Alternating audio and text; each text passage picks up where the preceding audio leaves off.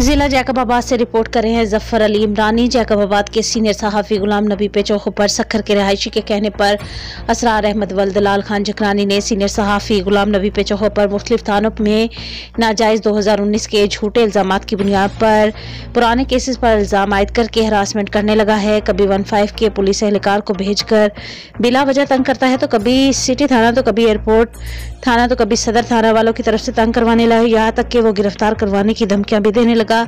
आए रोज कोई ना कोई पुलिस वाले बिला वजह से किसी न किसी के कहने पर जिला जैकबाबाद के सहाफ़ी को गिरफ्तार करने की धमकियां देने लगे। इस बात पर जिला जैकबाबाद के सहाफ़ी में बेचैनी का आलम छाया हुआ है।